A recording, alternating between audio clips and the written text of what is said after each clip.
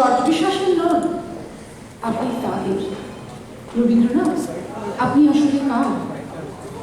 যুদ্ধের সময় ট্রেঞ্চের মধ্যে শেষ নিঃশ্বাস নেওয়ার আগে এক তরুণ কবি ভেবেছিলেন আপনি তার। বক্তৃতার মাঝে আপনি যখন হঠাৎ মাথা উঁচু করে দাঁড়ান, তখন এক মুহূর্তের জন্য হলেও মন্ত্রী ভাবে আপনি তার। নতুন বৌঠান কি কোনোদিনও ভেবেছিলেন আপনি তার? রানু, রবীন্দ্রনাথ, আপনি যে ঠিক কার, তার উত্তর বাঙালি আজও পায়নি। দাদামশাই ভাবেন আপনি গোড়ার রচয়িতা, আপনি তার। বাবা ভাবেন আপনি বানিয়েছেন শ্রীনিকেতন, আপনি তার। মা ভাবেন আপনার সুরেই বেজে উঠেছে তাঁর বীণা, আপনি ওর। ভীরু কিশোরী, যে মুখ ফুটে বলতে পারেনি, শুধু চিরকুটে লিখে দিয়েছে, হাতখানি ওনি বাড়িয়ে আনো, দাও গো আমার হাতে, ধরবো তাকে, ভরবো তাকে, রাখবো তাকে সাথে। সে মনে করে আপনি তার। আর কফি হাউসের টেবিল চাপড়ে রাগী তরুণ ঘোষণা করে আপনি আসলে মাত্রাবৃত্তের। যতজন বাঙালি ততজন রবীন্দ্রনাথ। শুধু একদিন শিলাইদহের রবীন্দ্রনাথ, জোড়াসাঁকোর রবীন্দ্রনাথ, বিশ্বভারতীর রবীন্দ্রনাথ, জর্জ বিশ্বাসের রবীন্দ্রনাথ, দাদামশাইয়ের রবীন্দ্রনাথ, বাবার রবীন্দ্রনাথ, আওয়ামের রবীন্দ্রনাথ, মায়ের রবীন্দ্রনাথ, ভীরু কিশোরীর রবীন্দ্রনাথ আর রাগী তরুণের রবীন্দ্রনাথের একসাথে দেখা হয়ে যায় সেদিন 25শে বৈশাখ। নমস্কার, শুভ সন্ধ্যা। আজকের এই পুণ্যতিথিতে, যেদিন আমরা বাঙালির বঙ্গের সংস্কৃতির ধ্রুবতারার এক অতি উজ্জ্বল চিরন্তন মানুষকে সম্বর্ধনা করছি, তার জন্মদিন উপলক্ষে আমরা সবাই একসাথে জড়ো হয়েছি। এই কবি প্রণামের বাকি সন্ধ্যা সমস্ত সঞ্চালনায় আপনাদের সাথে পরিচয় করিয়ে দেবেন কেয়া। আপনারা সঙ্গে থাকবেন। নমস্কার, পাওয়ার বেঙ্গল ওয়েলফেয়ার অ্যাসোসিয়েশন আয়োজিত কবি প্রণামের সন্ধ্যায় আপনাদের সকলকে স্বাগত। তানিয়া কবিতার দেশ ধরে বলি, আজকে আমরা মঞ্চের এপারে হোক বা ওপারে সবাই একসাথে হয়েছি একজন মানুষের 165তম জন্মদিন পালন করতে। আসলে রবীন্দ্রনাথ খানিকটা খুঁটির মতো তো, বাঙালি যেখানেই থাকুক, পৃথিবীর যে প্রান্তেই থাকুক, সে জানে রবীন্দ্রনাথের দলের লোক তার, বা রবীন্দ্রনাথ তার ঘরের লোক, তারই সম্পত্তি। সেজন্য যখনই তার প্রয়োজন হয়, সে সেই সম্পত্তিকে ভরসা করে, আশ্রয় করে নিজেকে প্রকাশ করতে পারে। তাই বাঙালি যে রঙই রুচিবোধের হন, অন্য সংস্কৃতি মনাই হন, কিন্তু এক বাক্যে রবীন্দ্রনাথের কথায় আমরা একসাথে। যখন রবীন্দ্রনাথকে আশ্রয়ের কথা বলছি, রবীন্দ্রনাথকে আশ্রয় করে নিজেকে প্রকাশ করার কথা বলছি, তখন কেন বলছি সেটা বলার জন্য খানিকটা কথা বলি।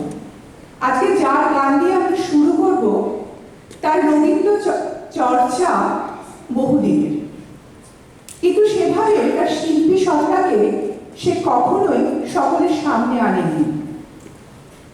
আজকে তার মনে হয়েছে আজকের দিনটাই ঠিক সময়। ওই রবীন্দ্রনাথকে ভরসা করেই, ওই খুঁটিটাকে খুঁট বেঁধেই, তাঁকে অবলম্বন করে তার শিল্পী সত্তাকে আমাদের সকলের সামনে সে প্রকাশ করতে পারে। অনুষ্ঠান শুরু করছি রীতা ঘোষের গান দিয়ে। মঞ্চে ডেকে নিচ্ছি রীতা দিকে। আপনারা সবাই জোরে হাততালি দিয়ে ওনাকে উৎসাহ দিন।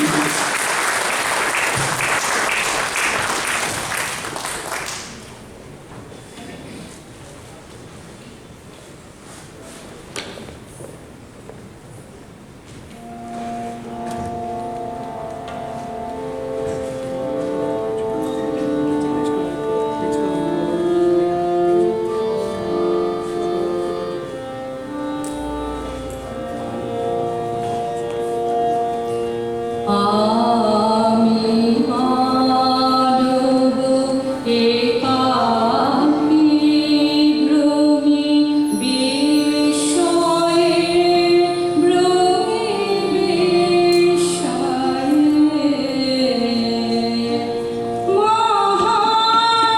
মহাবিশ্বে মহাকাশে মহাকালো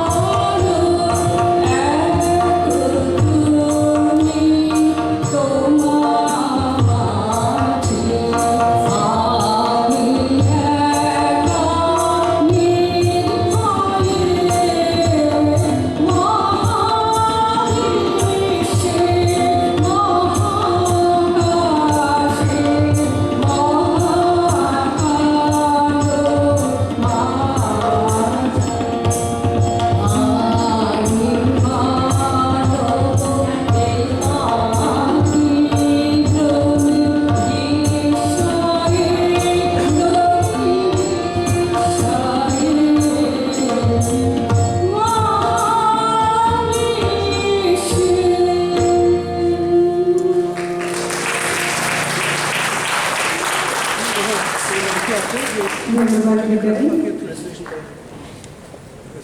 পরবর্তী অনুষ্ঠানে যাওয়ার আগে একটা ছোট্ট কবিতা বলবো। কবি কাশীনাথ ভট্টাচার্যের এখন রবীন্দ্রনাথ। কবিতার শেষ একটু অংশ আমি পড়ছি, যেখানে কবি বলছেন, এখন আর রবীন্দ্রনাথ আসেন না আমাদের পাড়ায়, আসেন না আমাদের শহরে, আসেন না আড্ডার টেবিলে, কোথাও হয়তো আসেন, আমি তার খোঁজ পাই না। রবীন্দ্রনাথ, তুমি কি হারিয়ে গেলে? তোমাকে কি হারানো যায়? আমি যখন এসব ভাবছি, তখন আমার স্ত্রী আয়নার সামনে দাঁড়িয়ে নিজেকে খুঁজতে খুঁজতে গুনগুন করে গান গাইছেন, তোমায় নতুন করে পাবো বলে হারাই ক্ষণে ক্ষণে। রবীন্দ্রনাথ আজকে প্রাসঙ্গিক না প্রাসঙ্গিক নয় সে তর্কে আমি যাব না, আমরা কেউই যাব না, সে কথা আমি জানি। শুধু আপনাদের এই পরবর্তী অনুষ্ঠানে নিয়ে গিয়ে তার প্রমাণ দেব। আজকের প্রজন্মের অপূর্বা আর আরব। প্রথমে অপূর্বার কবিতা শুনবো, তারপর আরবের গান। ওরা রবীন্দ্রনাথকে কিভাবে গ্রহণ করেছে, কিভাবে আমাদের শোনাচ্ছে, তারা কিভাবে রবীন্দ্রনাথকে দেখছে, আসুন দেখি। মঞ্চে আসছে অপূর্বা মুখার্জি।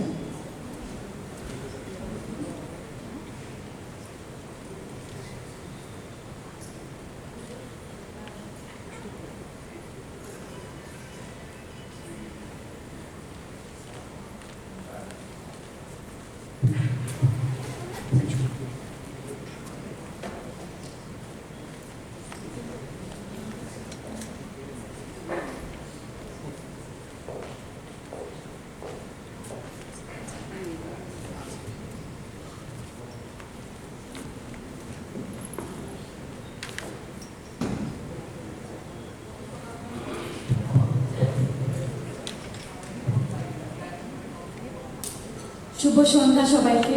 আমার নাম অপূর্বা মুখার্জি, আর আজ আমি কবিগুরু রবীন্দ্রনাথ ঠাকুরের একটা এমন কবিতার আবৃত্তি করব যেটা শুধু অতীতের জন্য নয়, বরং আজকের সময়ও equally meaningful. Even when the path is difficult and the future looks bleak, one must not give up. আশার হাত ছেড়ে দেওয়া যাবে না, এই আশাটাকেই আমাদের আঁকড়ে ধরে রাখতে হবে। কবিগুরু urges the bihongo, the bird, to keep flying despite the lack of light, companions or shelter. This poem is a call to maintain our inner strength and hope and to persevere amidst despair, even when it all seems lost. দুঃসময়। যদিও সন্ধ্যা আসিছে মন্দ মন্থরে, সব সঙ্গীত গেছে ইঙ্গিতে থামিয়া, যদিও সঙ্গী নাহি অনন্ত অম্বরে, যদিও ক্লান্তি আসিছে অঙ্গে নামিয়া, মহা আশঙ্কা জপিছে মৌন মন্তরে, দিক দিগন্ত অবগুণ্ঠনে ঢাকা, তবু বিহঙ্গ, ওরে বিহঙ্গ মোর, এখনই অন্ধ, বন্ধ করো না পাখা। এ নহে মুখর বন মর্মর গুঞ্জিত, এ যে অজাগর গরজে সাগর ফুলিছে, এ নহে কুঞ্জ কুন্দ কুসুম রঞ্জিত, ফেন হিল্লল কল কল্ললে দুলিছে। কোথারে সে তীর ফুল পল্লব পুঞ্জিত, কোথারে সে মীর, কোথা আশ্রয় শাখা, তবু বিহঙ্গ, ওরে বিহঙ্গ মোর, এখনই অন্ধ, বন্ধ করো না পাখা। এখনো সম্মুখে রয়েছে সুচির সর্বরী, ঘুমায় অরুণ সুদূর অস্ত অচলে, বিশ্ব জগৎ নিঃশ্বাস বায়ু সম্বরী, স্তব্ধ আসনে প্রহর গণিছে বিরলে। সবে দেখা দিল অকুল তিমির সন্তরী, দূর দিগন্তে ক্ষীণ শশাঙ্ক বাঁকা, ওরে বিহঙ্গ, ওরে বিহঙ্গ মোর, এখনই অন্ধ, বন্ধ করো না পাখা। ঊর্ধ্ব আকাশে তারাগুলি মেলি অঙ্গুলি, ইঙ্গিত করি তোমা পানে আছে চাহিয়া, নিম্নে গভীর অধীর মরণ উচ্ছলি, শততরঙ্গে তোমা পানে উঠে ধাইয়া। বহুদূর তীরে কারা ডাকে বাঁধি অঞ্জলি, এসো এসো সুরে করুণ মিনতি মাখা, ওরে বিহঙ্গ, ওরে বিহঙ্গ মোর, এখনই অন্ধ, বন্ধ করো না পাখা। ওরে ভয় নাই নাই স্নেহ মোহ বন্ধন, ওরে আশা নাই, নাই আশা শুধু মিছে ছলনা, ওরে ভাষা নাই, নাই বৃথা বসে ক্রন্দন, ওরে গৃহ নাই, নাই ফুলসেজ রচনা, আছে শুধু পাখা, আছে মহানব অঙ্গন, উষা দিশা হারা নিবিড় তিমির আঁকা, ওরে বিহঙ্গ, ওরে বিহঙ্গ মোর, এখনই অন্ধ, বন্ধ করো না পাখা। ধন্যবাদ।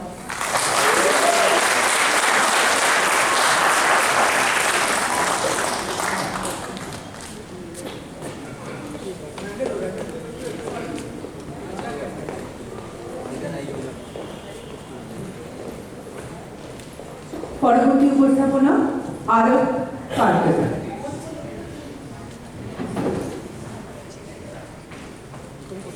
Cadê?